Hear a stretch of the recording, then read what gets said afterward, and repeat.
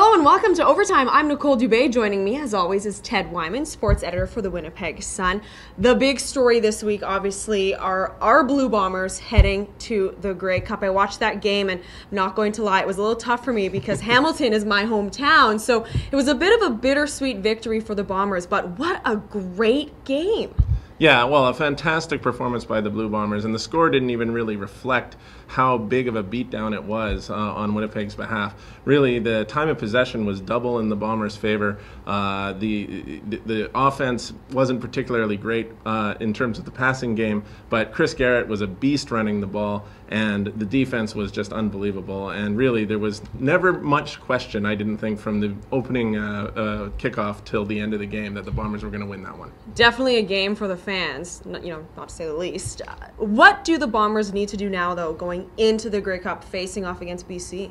Well, you mentioned the fans, and I just want to say what an incredible send-off to Canadian Stadium it was on Sunday in Winnipeg, because the fans were just so fantastic. They supported that team incredibly well. They were so loud, and the Bombers, I'm sure, really enjoyed that.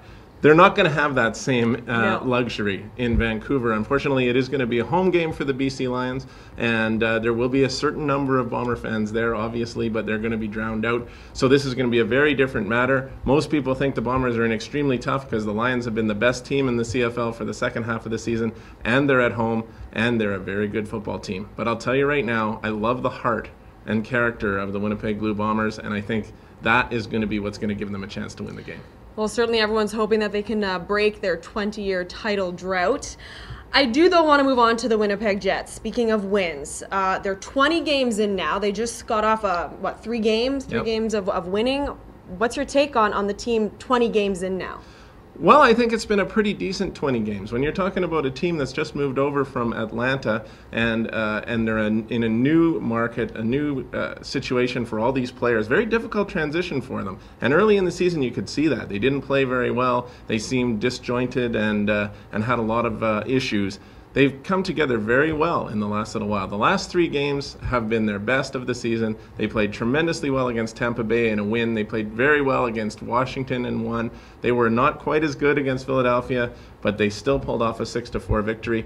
Now they got to go back out on the road for games in Washington, Carolina, and Boston. Going to be very tough. Boston is the defending champion and on a 9-game winning streak. But this team is starting to come together, and I think that Claude Noel believes they're starting to buy into his systems. And I think that is going to be a very good situation going forward for the Jets. Yeah, I think fans are starting to see a bit of an identity with this team. That is really important because they didn't seem to have one at all at the beginning of the season. They just seemed kind of lost. But I think that has a lot to do with the move.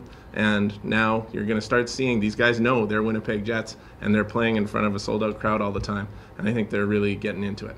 Well, Ted, we're out of time. That's all our time for Overtime. Thanks for joining us.